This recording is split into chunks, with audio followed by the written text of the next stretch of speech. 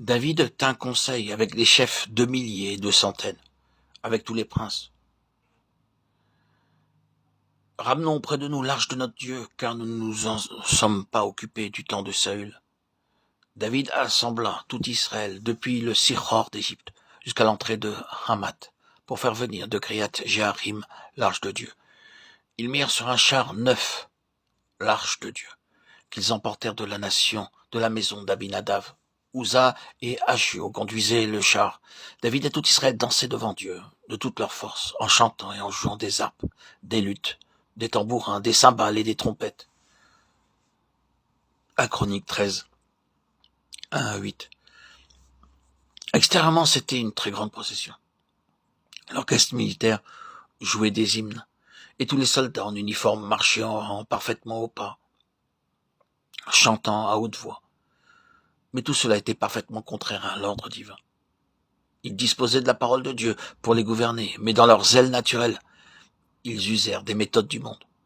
Lorsqu'ils furent arrivés à l'ère de Kidon, Uza étendit la main pour saisir l'arche, parce que les bœufs la faisaient pencher. 1 Chroniques 13, 9. Selon la parole de Dieu, personne n'avait le droit de porter la main sur l'arche de l'Alliance. Lorsque les bœufs trébuchèrent en tirant le char, l'arche se mit à vaciller.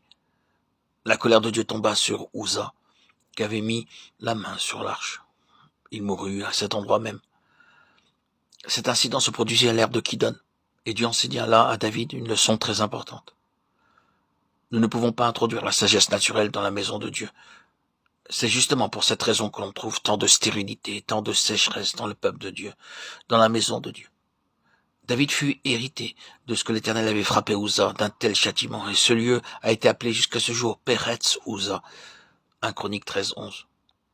Mais dans le chapitre 15, David se repentit. C'est alors que Dieu enleva la paille et le foin du cerveau de David, ce que nous appelons sagesse et intelligence. Dieu le regarde comme de la paille. De la vie de Dieu, il y avait à ce moment-là beaucoup de rebut dans le cerveau de David. Il en est de même pour beaucoup d'entre nous. Extérieurement, nous sommes très intelligents, mais nos cerveaux sont pleins de rebut, que nous appelons sagesse et intelligence selon ce monde. Dieu doit utiliser toutes sortes de moyens pour délivrer nos cerveaux de tous ces rebut. Dans ce but précis, Dieu permit même à Saül de persécuter David pendant plusieurs années jusqu'à ce qu'il ait appris à marcher et à demeurer dans la volonté de Dieu, dans les moindres détails de sa vie.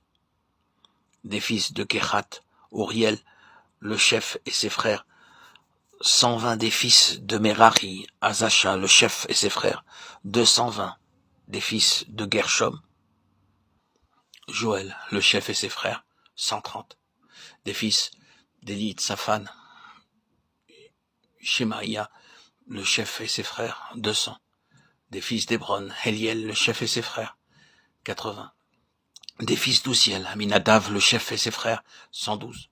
David appela les sacrificateurs Tzadok et Abiatar, et les Lévites Uriel, Asaja, Yoël, Yermaria, Eliel et Aminadav. Il leur dit, vous êtes les chefs de famille des Lévites, sanctifiez-vous, vous et vos frères, et faites monter à la place que je lui ai préparé l'arche de l'Éternel, du Dieu d'Israël, parce que vous n'y étiez pas la première fois.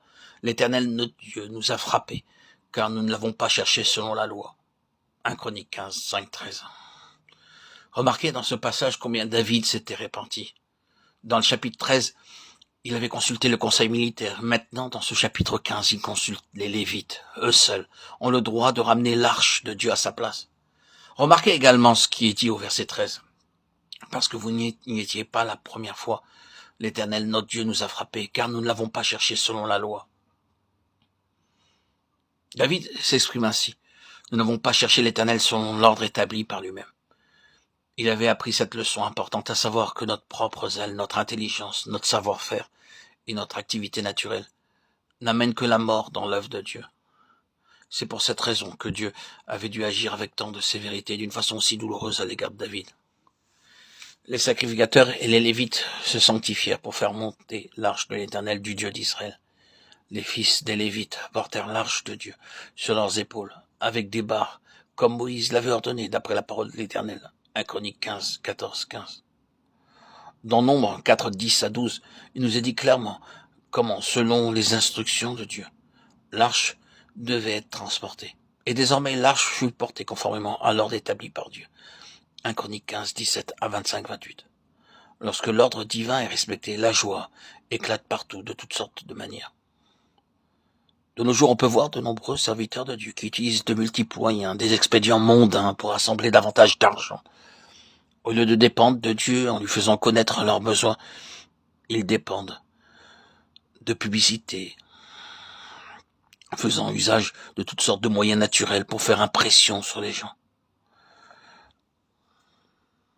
Pour rassembler beaucoup d'argent pour l'œuvre de Dieu, des spécialistes sont embauchés afin de pouvoir soutirer de l'argent, obtenir plus d'argent de manière manipulatrice. Ces gens, ces professionnels ne dépendent pas de Dieu. Pour obtenir l'œuvre du Seigneur, ils travaillent à leur propre compte, pour remplir leur poche avant tout. Et c'est ainsi qu'on emploie toutes sortes de moyens humains, terrestres et mondains pour attirer des gens dans des réunions, des assemblées. Ce sont des méthodes mondaines qui ne sont pas scripturaires. Ils n'utilisent pas la parole de Dieu et les méthodes de Dieu pour exercer leur ministère. Et tout cela est voué à l'échec.